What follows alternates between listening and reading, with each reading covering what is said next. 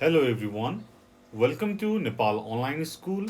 आज हामी क्लास 10 को SCE मा सोधिने गाइडेड राइटिङमा सोधिने मेन्युज एन्ड रेसिपिज को बारेमा हेर्दै छौं है। 5 मार्क्समा सोधिन्छ फ्री राइटिङमा यो क्वेशन। अब मेन्यु भनेको के हो? तपाई होटल, रेस्टुरेन्ट जाँदाखेरि तपाईलाई वेटरले मेन्यु ल्याएर दिन्छ। अथवा त्यही कतै टाँसिएको हुन्छ, पेपरमा हुन्छ, टेबलमा हुन्छ, साइडमै कतै तपाईँले देख्नुभयो भने टाँसिएको हुन्छ। So that is basically the menu है। Okay, menu the list of foods and beverages and the prices in the restaurant or hotel. खाना र बेभरेजेसहरूको लिस्ट हो जसमा चाहिँ त्यसको प्राइस लेखिएको हुन्छ रेस्टुरेन्ट र होटलमा, त्यो नै मेन्यु हो। Customers have many choices according to their interest, taste and ability to pay. कस्टमरहरूको डिफ्रेन्ट चोइसहरू हुन्छ एकोर्डिङ टु द इन्ट्रेस्ट। कसैलाई मोमो मिठो लाग्ला, कसैलाई चाउमिन मिठो लाग्ला होइन, according to their preference and taste and ability to pay होइन। कसैले धेरै तिर्न सक्ला, कसैले थोरै तिर्न सक्ला हो। त्यही भएर हामीलाई मेन्यु चाहियो। It is found on the board, table or as booklet. त्यो चाहिँ हामी बोर्डमा अथवा टेबलमा अर एज अ बुकलेट हामीले देख्न सक्छौँ, पाउन सक्छौँ। That is basically menu, we all know it है। Okay, recipe. What is recipe? Recipe is a set of instructions for preparing a dish. यो चाहिँ एउटा सेट अफ इन्स्ट्रक्सन हो for preparing how to make a dish. एउटा कुनै पनि dish कसरी बनाउने भन्ने चाहिँ रेसिपीले भन्छ।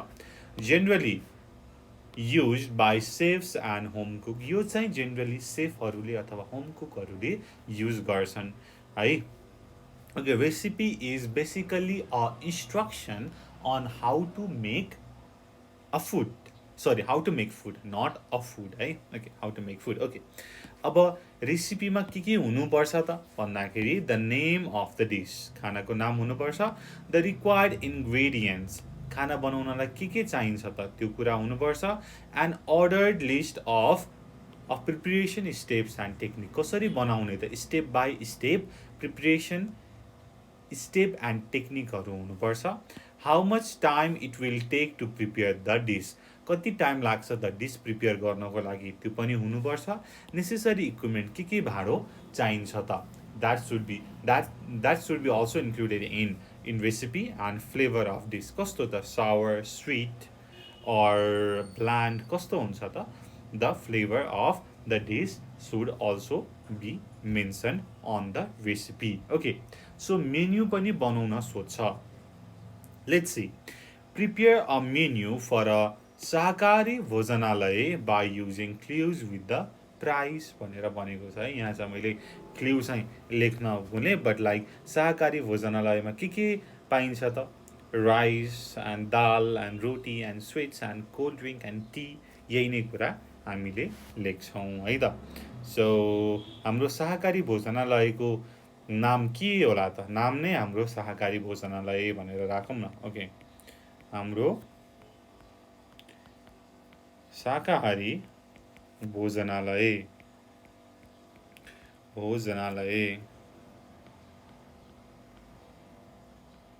भनेर भयो।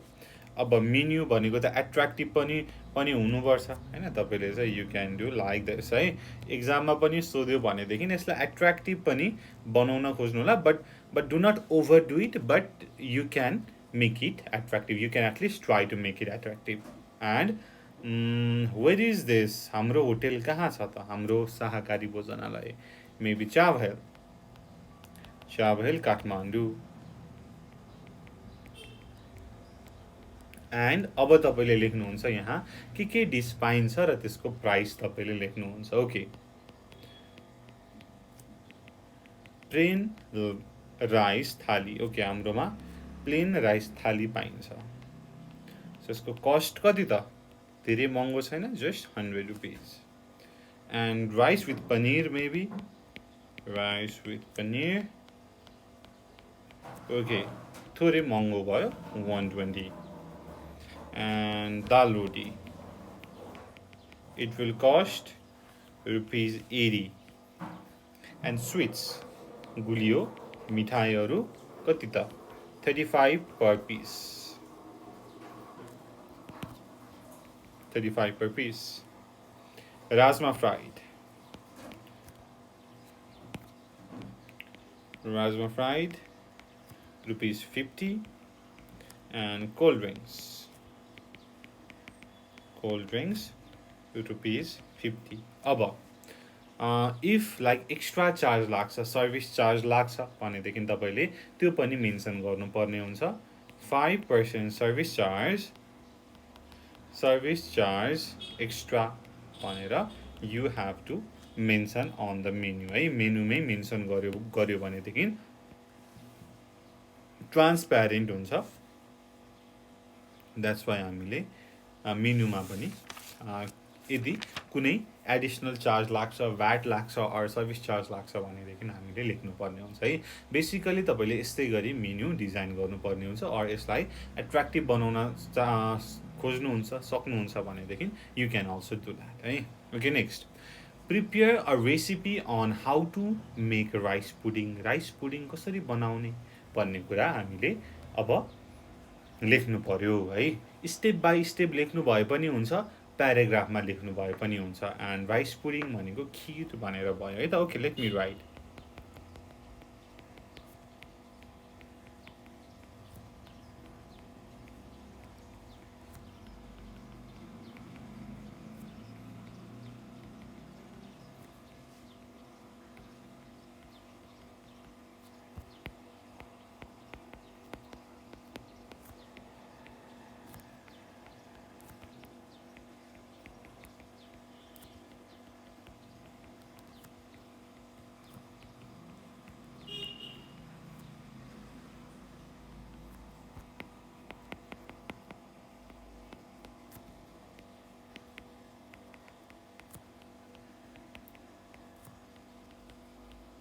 First, decide how much rice pudding you want to make.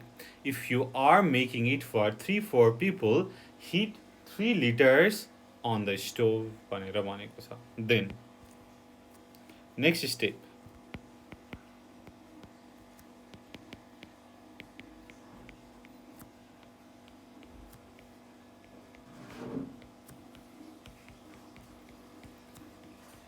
Then prepare 300 grams of clean rice. 300 ग्राम सफा राइस लिनुस् भनेर भनियो. Then after that,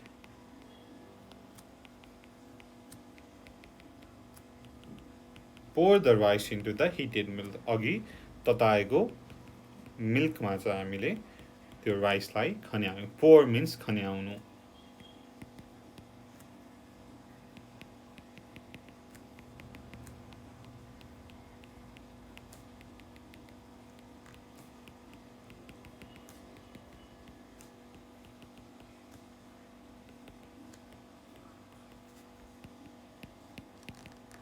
And stir it several times until the rice is well cooked. र त्यसलाई राम्रोसँग चलाउनुस्. Until when? Until the rice is well cooked. राम्रोसँग rice पाक्ने गरी चाहिँ चलाउनुस् भनेर भनेको छ.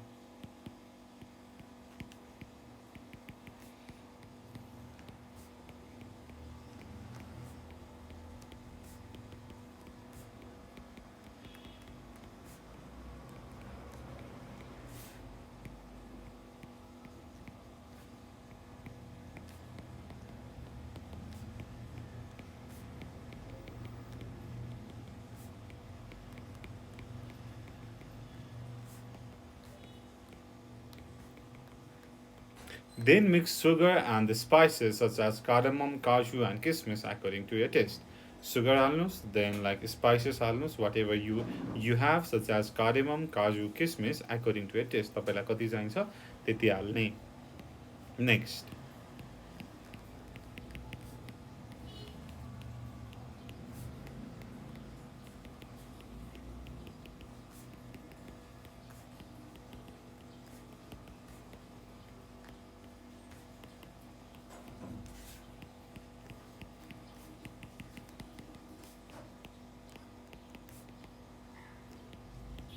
when it becomes semi-solid, the dish is ready. Now serve it in small bowl semi solid भएपछि लिक्विड पनि हैन सोलिड पनि हैन सेमी सोलिड अलिअलि झोल बाँकी हुँदैखेरि भयो भनेदेखि त्यो डिस रेडी भयो सर्भ गर्नको लागि र त्यसलाई स्मल बलमा चाहिँ कचौरामा चाहिँ सर्भ गर्नुहोस् भनेर भनेको छ। यदि क्वेसनमा सोध्यो भनेदेखि यसरी स्टेप बाई स्टेप लेख्नु भए पनि हुन्छ अथवा तपाईले चाहिँ प्याराग्राफमा लेख्नु भए पनि हुन्छ है both are correct. Okay next right a recipe on how to make omelette omelette कसरी बनाउने भन्ने रेसिपी छ। Do you guys know how to make an omelette? Okay let's see है त if you know or not. How to make an omelette utensils के भाँडो चाहिन्छ? A small bowl, a spoon, a pan, stove, spatula spatula भनेको डाडु। Ingredients obviously eggs, onion, garlic paste, chili, spice, salt and oil. Method of preparation के छ त कसरी बनाउने रहेछ त? Let's see. First break an egg and put the white yolk liquid into a bowl. Then chop the onion, garlic and chili in small pieces and mix it in the yolk in the bowl. After that, add salt and spice according to your taste. Now, scramble it until it is completely mixed. Scramble means chalahunu, ghotnu. Next, heat a little oil in the frying pan on a low-medium heat. Then, pour your egg mixture into the pan and allow cooking all the way through until it looks like yellow pancake. After that, overturn it with heat-proof spatula and cook for 2 minutes. Now, omelette is ready to eat. Finally, serve it and enjoy it. How tasty it is भनेर भनेको छ। यहाँ चाहिँ omelette कसरी बनाउने त? फर्स्टमा egg हाल्ने, then like chopped chili, garlic and onion हाल्ने, त्यसलाई scramble गर्ने, frying pan मा हाल्ने, low medium heat मा, त्यसपछि त्यो एग मिक्सचरलाई पोर गर्ने, त्यसपछि राम्रोसँग पकाउने, येल्लो प्यानकेक जस्तो भएसम्म पकाउने, त्यसपछि त्यसलाई चाहिँ ओभरटर्न गर्ने स्प्याचुलाले, त्यसपछि 2 मिनेट अझै पकाउने and it becomes ready to eat भनेर भनिएको छ है। ओके अब नेक्स्ट छ अर्को prepare a recipe a set of instructions on how to make a cup of tea. अब चिया कसरी बनाउने त भनेर पनि सोध्छ है। सजिलो चिया त सबैलाई बनाउन आइहाल्छ तर पनि लेट्स सी है त। How to make cup of tea. First of all collect the materials for preparing tea such as pot, gas, water, milk, tea leaves, sugar etcetera. पहिला त सबै चिया पकाउन के चाहिन्छ कलेक्ट गरेर राख्नु पर्यो। Then pour water into the kettle as per requirement. केटलमा चियाको केटल हुन्छ पकाउने भाँडो, त्यसमा तपाईले वाटर कति चाहिन्छ हाल्नुस्। After that, put the kettle on the gas stove. Let the water boil. अब त्यसलाई ग्यासमा राख्नुस्, पानीलाई उम्लिन दिनुस्। Next, put the tea leaves in the boiled water. You can put half a spoon of tea leaves for 3 glasses of water or as you like. It depends on your taste. After that, add milk into boiled water according to your taste. And add powder or pieces of ginger if you want, and put sugar according to your taste. Finally, clean the teacups and pour the tea into it with tea sieve, then serve it. भनेर भनेको छ सजिलो method यहाँनिर दिएको छ। तपाईलाई यस्तो धेरै फ्यान्सी लेख्न मन लाग्दैन भनेदेखि सिम्पली तपाईले घरमा कस्तो बनाउनुहुन्छ त्यस्तै पनि लेख्न सक्नुहुन्छ है त। ओके यो भयो हाम्रो मेन्युज एन्ड रेसिपीको कुरा है। अब यही सँगसँगै गाइडेड राइटिङ टाइप 1 सकिन्छ है। टाइप 1 मा यति कुराहरू सोध्छ, हामीले सबै कुरा गर्यौं। हामीले के गर्यौं त भन्दाखेरि यो भिडियोमा मेन्यु एन्ड रेसिपी गर्यौं। यो भन्दा अगाडिको भिडियोमा हामीले कंग्रेचुलेसन लेटर, त्यसपछि condolence letter, advertisement, post card, electronic text message, posture, then like advertisement, अनि direction, rule, obligation and prohibition भनेर हामीले लगभग 7 वटा भिडियो टाइप 1 गाइडेड राइटिङको लागि गरेका छौँ. You can watch all those videos है त. र केही तपाईँले भिडियो भेटाउनु भएन, if you have anything to ask us, you can comment down below है. So thank you so much for watching this video. Until next time, goodbye, keep learning. जय Chandra Surya. Piece.